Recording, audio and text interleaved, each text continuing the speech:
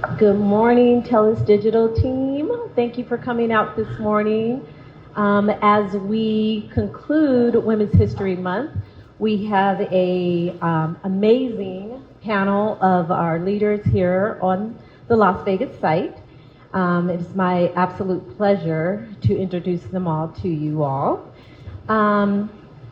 We have Gregory Nykirk, Peoples and Culture Director, Megan Sexton, who is our Senior Operation and Site Director for North America. We have Samantha Rothling. There you go. Yep, there we go. Make it work. We also have Jennifer Hustle. There you go. That's right. I'm good at this, right? And then we end with the lovely Jaleesa Guy, who is our Operations Senior Manager. I'm going to start with Samantha. So the first thing we're going to talk about is owning your voice in the workplace. How has your voice evolved over the last 9 years? So I think when you look at leadership, right, especially when you're joining a new program or a new team, we tend to start off seeking permission, right, as opposed to speaking with conviction. And so I think for me, my focus as I've developed and as I've grown within my team is not waiting for that perfect moment, right, to speak up, and instead taking those smaller opportunities to avoid missing opportunities to really add value. Prior to TELUS, I worked in operational leadership in different aspects of hospitality. So I was really eager to add to the team. I was really eager to support, but I didn't want to step on toes. I didn't want to make others feel uncomfortable or if I'm in their space. And what I've learned over the years is that, you don't have to have the loudest voice. You just have to have that unique perspective, right? You may be seeking to add clarity or whatever the case may be. But I think speaking with conviction has been the largest growth that I've seen. And if you could name one pivotal moment where you had to advocate for yourself. So I think, in my tenure here with TELUS, in that time, I realized that I was ready for more, right? More responsibility, more growth, and I was interested in expanding my role. But I think, we all know, nobody to tap you on the shoulder, right, and say, here you go, here's your new role. So I really had to advocate for myself. I had to show, the value that I brought, the skill set that I had, right, and the relationships that I was able to build within that team to ascertain their trust, right? And so I think learning to be my own advocate, right, as opposed to sitting back and just waiting for someone to pick me, I think was a very pivotal moment. It's really changed the trajectory of how my career has moved. Thank you so much. Yeah. We're going to move along to Jaleesa. Jaleesa's been with us for 13 years in operations, 3 years in her current role. She brings 13 years of operational excellence, and she now leads the content moderation team. So thank you, Jaleesa, for being here. We're going to talk about turning challenges into growth. What's the biggest challenge that you have faced in your career? One of the biggest challenges has been pushing myself to grow. In order for me to really start building my career, I had to take ownership of myself and my own development and try to figure out what that really means for me. When I first started here, I had no idea where I was going to go, and that alone was a challenge. But I knew that I wanted to do something more. I wanted to support those around me, and I wanted to be able to be that voice for the person who may have not been able to speak up. Again, bringing it back, right, what I think is the biggest challenge for myself is trying to look beyond what I'm doing right now and put myself in spaces that I may have not felt comfortable in putting myself in. And then how did you reframe that as a growth opportunity, those challenges that you face? In this environment, I think it is important that you have to want to grow. One of our main values, right, is initiate change, right? And again, it's important that for myself, it's important that I was able to, I guess, see what else was out there, right? And I didn't want to stay stuck in any single position. Again, I see it as an opportunity to be a better person, to be a better partner, to be a better leader. And so as long as that has always been at the forefront of my mind, it does allow for me to continue to put myself in uncomfortable positions. But again, I see it as an opportunity to still be better. Awesome. Thank you, Jaleesa. I appreciate it. Jennifer, we're going to go ahead and move along to you. Thank you for being here again. Jennifer recently joined us in 2025. She has experience as being a multi-sector leader in operation, and she brings a fresh perspective to our team. We're going to talk about leading with being authentic in your leadership. What does that mean to you as being a leader? It means being genuine, being very self-aware at every point of time, all along the way. I think it also means a lot of being honest and true to oneself, being transparent, and especially, and I'm not listing this down in order of priority, just as I'm thinking through it, but especially being able to walk the talk. My actions have to be a true reflection of my values. There's a straight correlation. And lastly, as a woman as well, being vulnerable, which many times for us is misunderstood. And whenever we use such a heavy word as being vulnerable, people tend to think it's feeling big emotions, tears involved. And it doesn't mean that. Being vulnerable pretty much means having that strength within self-awareness of acknowledging when help is needed, when we make mistakes, owning those mistakes and being open about it. And then how has working across different, I know that you lead several different campaigns. And so how has working across those different campaigns shaped your leadership style? I think it's not only the different campaigns, but it's the experience that comes with working with global companies in which we are exposed to different cultures, different backgrounds, different ways of thinking that shape up your perspective. And I don't think, honestly, that I would be the human being I am today had I not been exposed for so long to so many different cultural backgrounds and opinions. It doesn't mean that we have to be highly influenced, but it means that we have to be able to grab the best of every single thing that we get exposed to and build ourselves up. Awesome. Great words. Thank you. We're going to move along to Gregory, or Greg, as we like to call him. He's our People and Cultures Director, and he also brings a crucial perspective on culture and human-centered leadership. We're going to talk about advocating for female leaders. Why is male advocacy for women's leadership important? We heard from Sam already talking about how she speak up or had to learn to speak up for herself, advocate for herself. Jaleesa had to take ownership of her own career path, her own development. Jenny talked about authentic leadership, having to be genuine, but also mentioned like owning mistakes. And the fact of the matter is disproportionately, women tend to do that anyway in the workplace. They tend to be very open about mistakes and advocating for themselves and trying to speak up. And very often it's the men in the room who stomp on that, whether intentionally or not.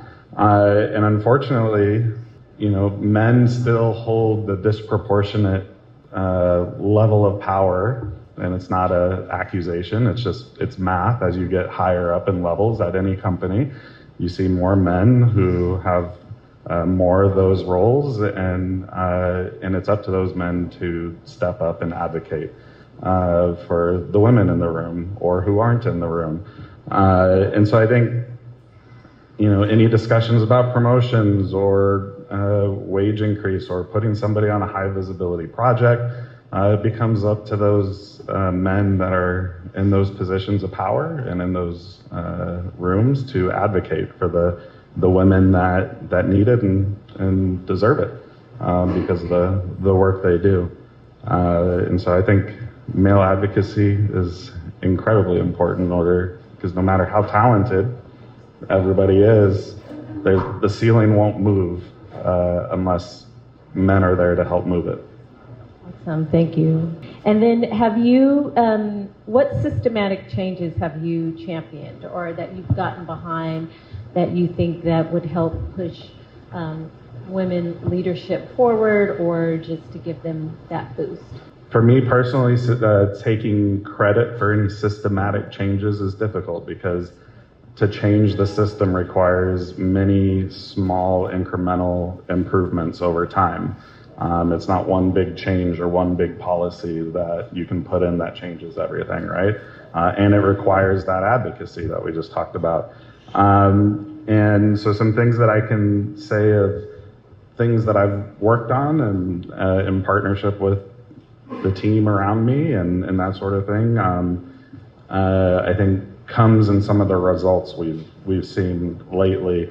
For one thing, the HR business partner team is entirely made up of minority women.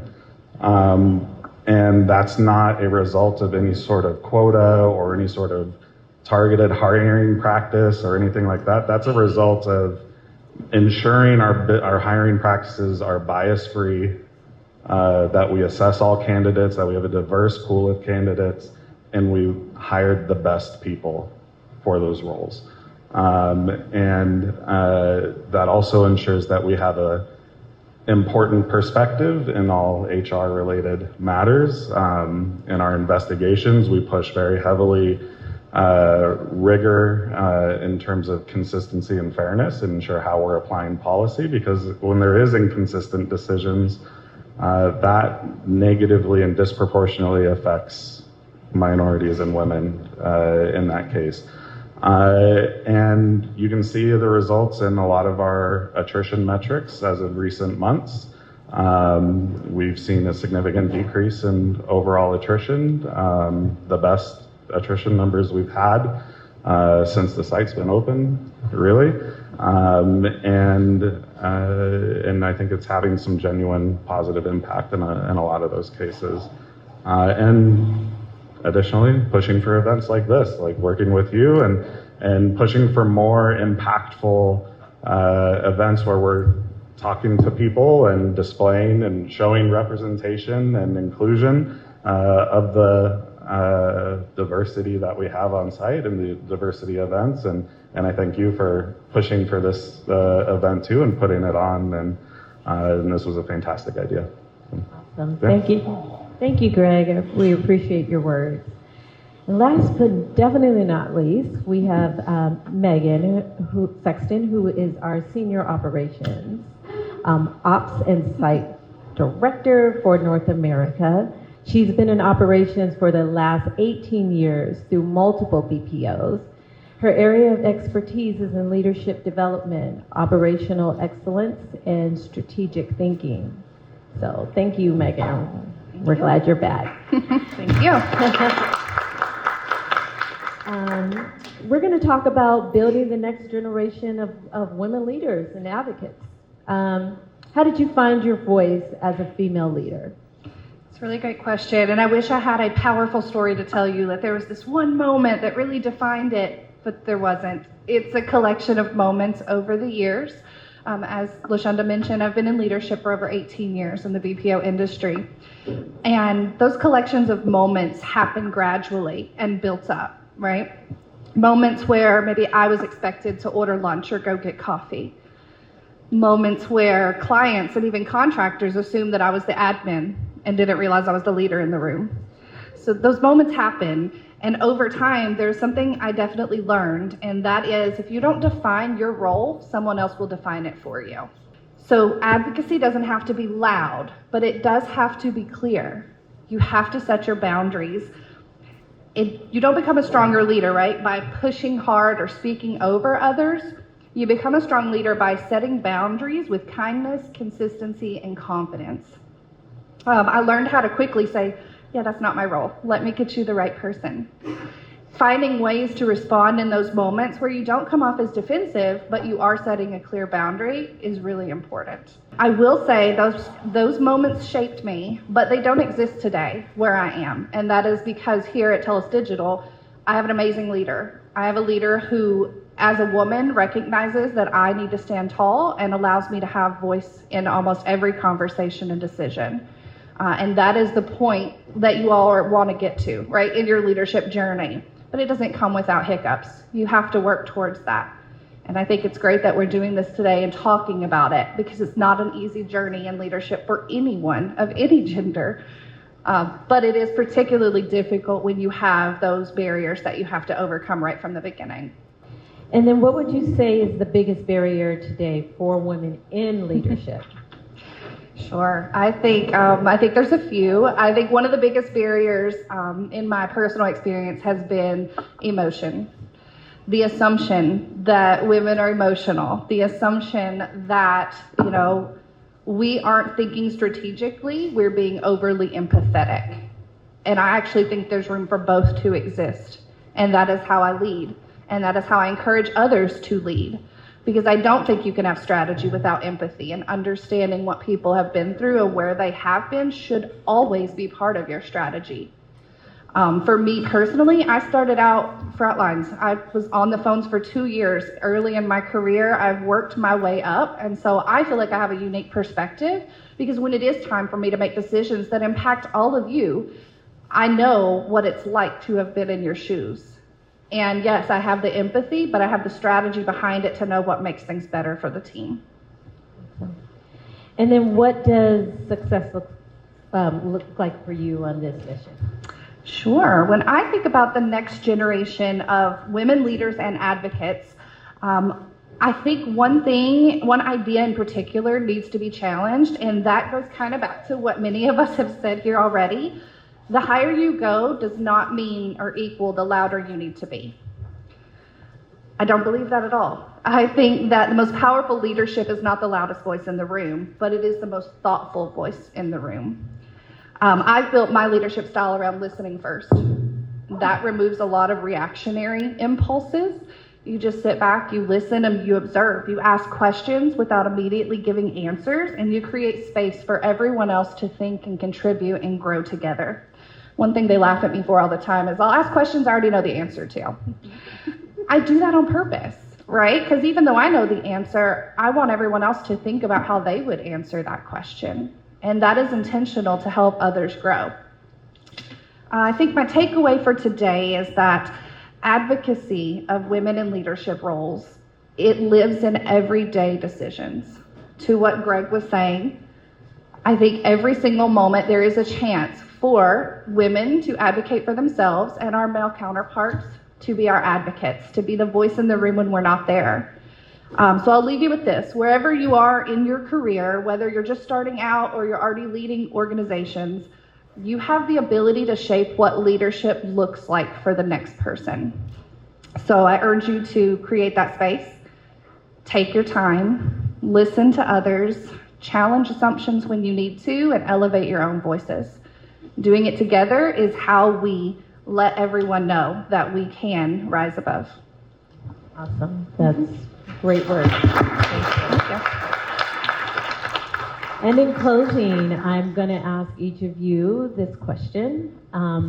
If you could give one piece of advice to women entering leadership, what would it be, Greg? Women are very often over-mentored and under-sponsored.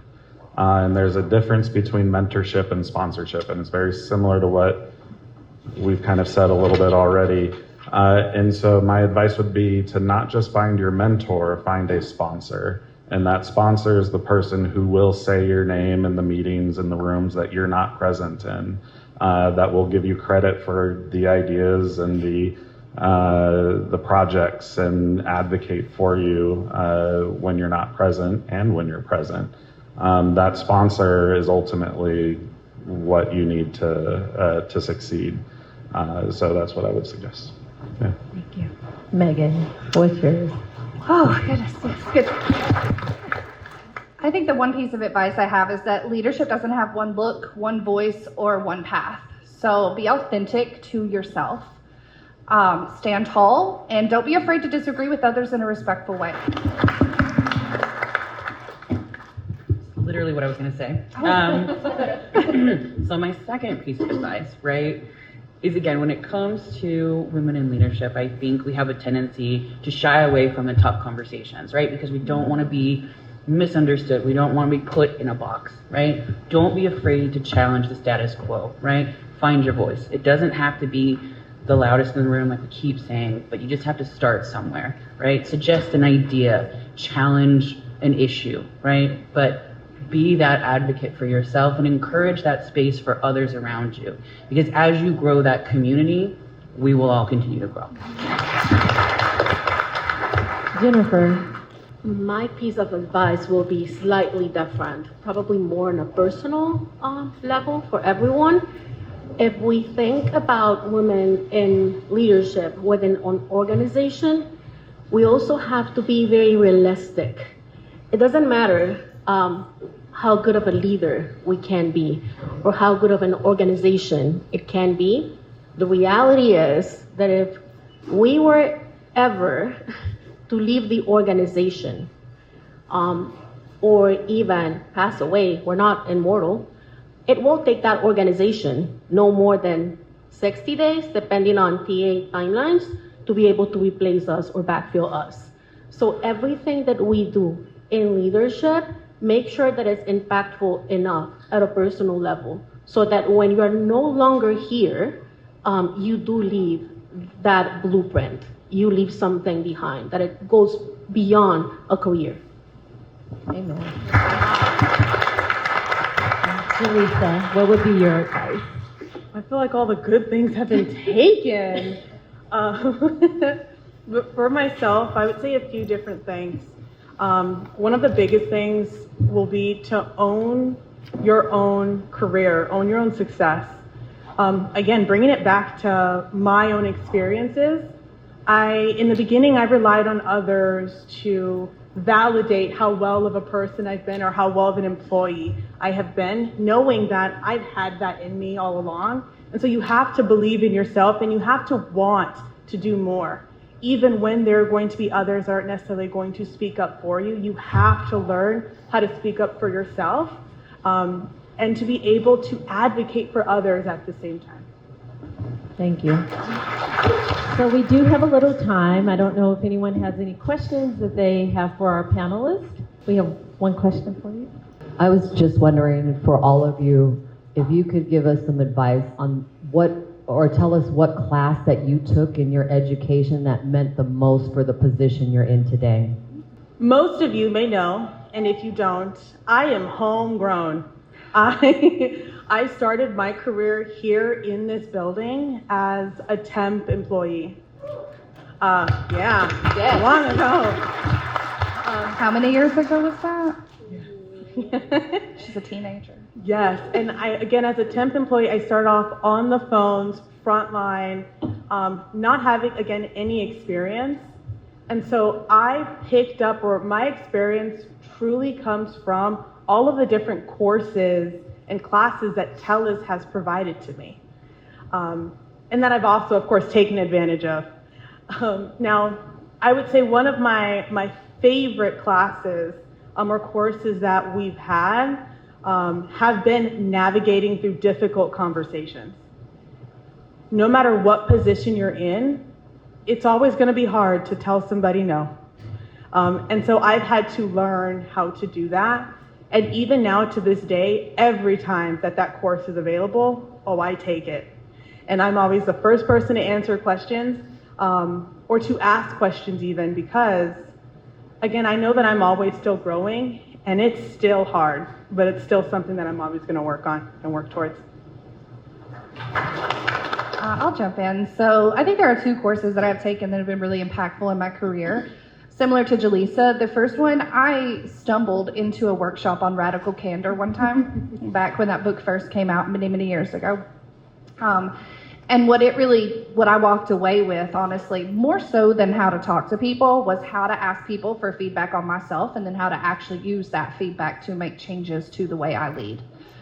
So I highly encourage, if you see a copy of the book or anything, Radical Candor is a great resource. We also teach it here. Our L&D team teaches it, and it's a very great course to go through. And then the second one is I actually started working on my Six Sigma early in my career. And I've had a couple different Six Sigma belts. We offer Six Sigma here at TELUS Digital as well. But it is very impactful in my role specifically because I wear a bunch of different hats. It taught me how to manage multiple projects, which is not very different than managing people. So some of the key themes overlapped into people leadership for me too. I'll jump in with one additional resource. It's not a specific class, but it was something I had prepared for today based on this topic. There's a book here that I have called Better Allies. It's by Karen Caitlin. You can go to betterallies.com. They actually have a newsletter, a weekly newsletter. It comes out every Friday. It's got 5 ally tips that are usually pretty topical for the moment, but that's been extremely impactful and helpful for me personally and professionally. So, Hi, thank you for speaking with us today. For the ladies and for the gentlemen, how do you become an assertive leader without seeming aggressive as a woman? It comes back to what we talked about with authenticity, right? It's someone will always categorize you in a way that's not accurate, right? Or isn't authentic to you. And I think as women, what we unfortunately have to navigate, right, is not allowing that to change your approach, right? Like if you're getting consistent feedback that there's an area of opportunity, then yes, look at that, right?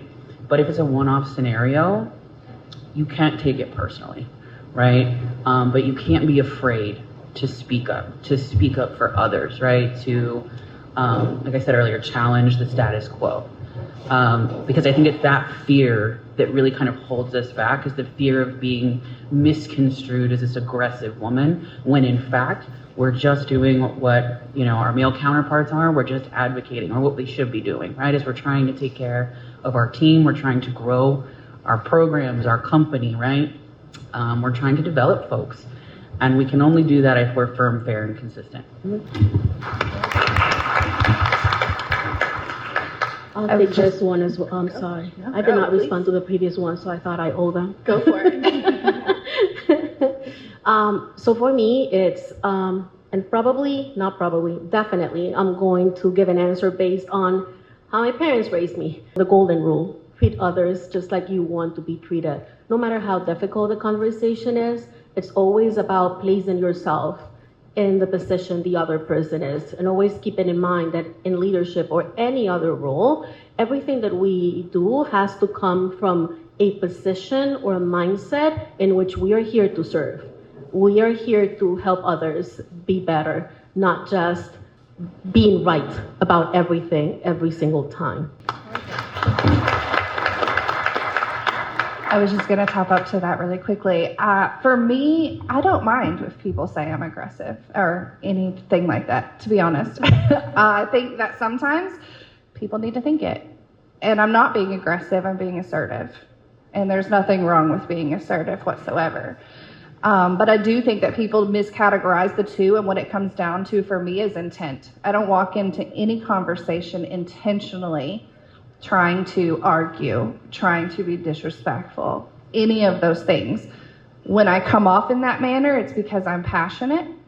And if I do cross any of those lines, of course, I'm going to immediately apologize because we're all human, but my intent is never to be aggressive per se. It is to be assertive though, and I think that is a characteristic we all need to be comfortable in being uncomfortable with.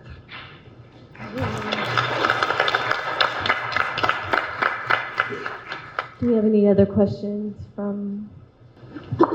In Spanish, please. Todos los personas no hablo español, señorita JJ. How do you all, going forward from today, plan to use your influence to mentor other women here at TELUS, so then that way, while you all bring high influence and great driven results, how do you plan to go on past today, mentoring others so that they can be in that same potential, or helping them to see the potential they may not see in themselves? I think the key to it is staying in touch with your teams, right? Maintaining that open door policy and, allowing that space to work with you, right? There's something that we all do, I'm sure, right? It's called walking management. So you don't sit locked in an office, right, behind a computer screen, which should be out there, even if just to come say hi, right? Communicate. This is where we find out the most critical parts of your business. This is where people want to chat with you, and you find out, something's going on at home, or they need help here and there. And I think it's setting that example and showing others, right, that our job ultimately, right, we have KPIs, we have deliverables, fine. But our job is to show up for you, right? It's to be here for you. It's to create safe spaces for you. And I think demonstrating that to the team allows for others to feel really kind of safe to further that growth, right? And I think that's where, at least for me, where I feel like a major impact can come from, is just something small like that. I will top up to that as well. So within TELUS Digital, we have employee resource groups. We have what we call ERG. We have one called Connections. It's our women's leadership group, but it is for any women or advocate in the company. You can sign up for it through Cosmos, but I am joining their board in hopes that we bring more of the Connections vibe to this building, which includes mentorship, book clubs, all kinds of things. So that is a personal goal of mine this year as well, is to bring more of the ERG focus in the building. All right, so we're at the end of our panel. We want to thank you all for coming and sharing your experience, your journey, your words of encouragement. So again, we thank you. Let's give them a round of applause. And thank you, LaShonda, for hosting this and pulling it together. Round of applause for LaShonda. So now you guys know who our leaders are, and if you see them walking around throughout the building, feel free to come up and ask them some questions. I'm putting you guys on the spot now. So yes. So, and again, we thank you all for coming out. This will conclude our Women's History Month. We celebrated this month, but Women's History is throughout the year. So remember that, and have a great rest of your day, and thanks again for showing up.